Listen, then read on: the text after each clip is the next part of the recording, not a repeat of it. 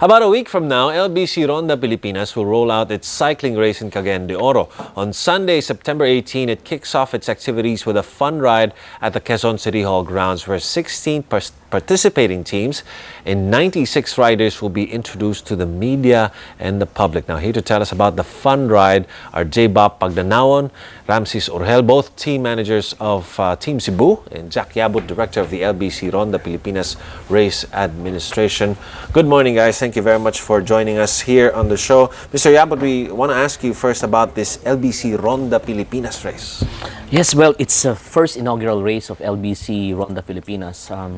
It's the introduction of LBC into its commitment to the sport, and we're gonna be into it for the next 5 years. For this year and the coming year, it's going to be a local race. Okay. We want to feature the best Filipino cyclists and the Filipinos to win the award, to win the prize. And of course, for this year, it's also like a look-see into who can qualify to be the national team for the Southeast Asian Games coming in November in Indonesia. So this is a very good preparation for cycling to really move up.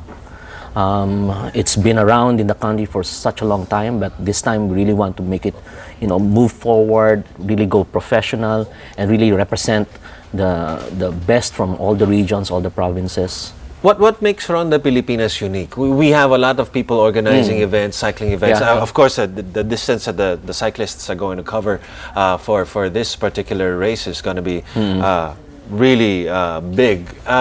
Ang alam ko nun, nung natatandaan ko nun, meron tayong Tour of Luzon, di ba? This is bigger, definitely. Oh, yes, yes. Kasi ang Ronda Pilipinas is really pagra-ronda ng buong Pilipinas. Magsisimula sa Cagayan de Oro. Okay, CDO. And then we'll be going to Malaybalay, Bukidnon. And then from there, move up to Dumaguete, Negros, to Bacolod and Silay City in Negros, and then to Panay Island, Iloilo, to Katiklan.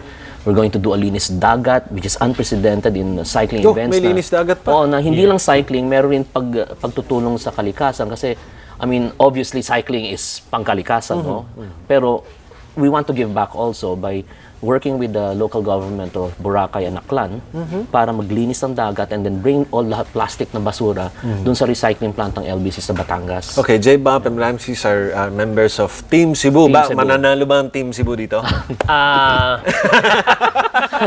Medyo napaisip. Next question. Actually, right now, Team Cebu is ready, and then we have done a lot of preparations for almost 3 months since the start after the elimination.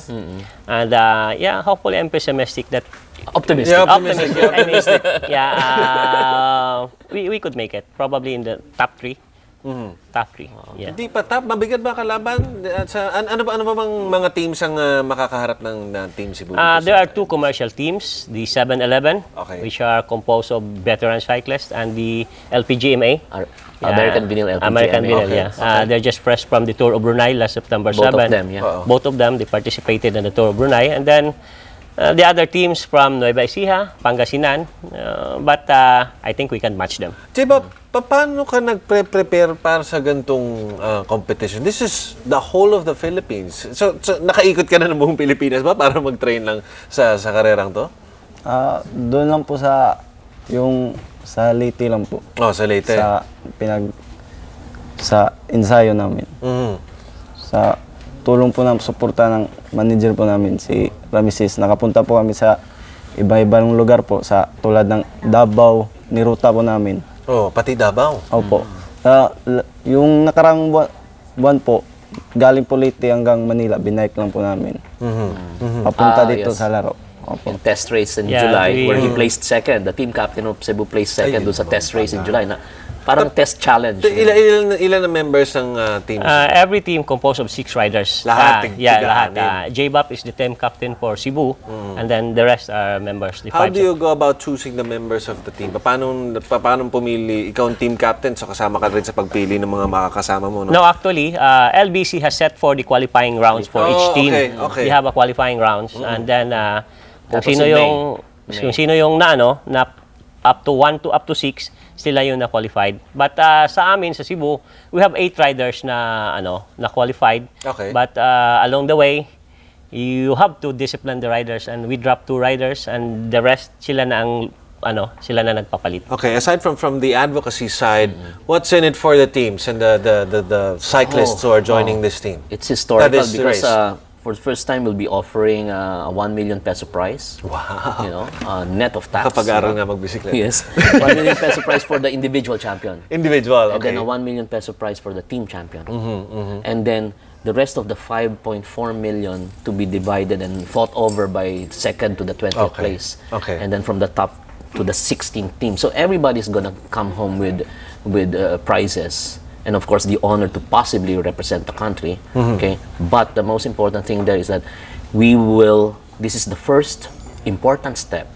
No, it's an establishing step so that we can do more races. So next year we can have Ronda Mindanao, Ronda Luzon, Yung mga maliliit, Ronda Visayas, tapos and then meron go Ronda tayong mas Pilipinas. malaki. And then if I'm a professional cyclist or I want to become a professional cyclist, katulad mo, magbike na nga ako.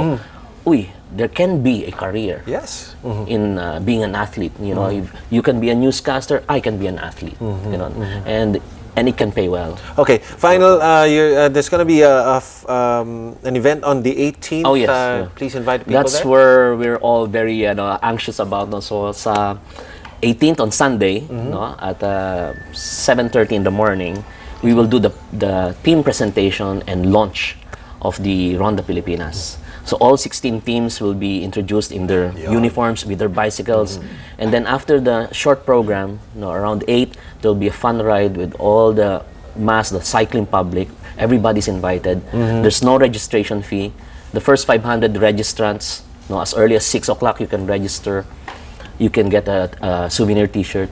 And bonus? It's free, and then the first 1,000 registrants have a raffle number. They have a chance to win any of Fuji mountain bikes. Okay, J-Bob Pagnanawan and Ramses Orhel, both from Team Cebu, and Mr. Jackie Abot, LBC Ronda Pilipinas Race Admin Director. Thank you very much, gentlemen, for joining us this morning. Maraming salamat. Thank you. Thank you. Daghang salamat. Salamat.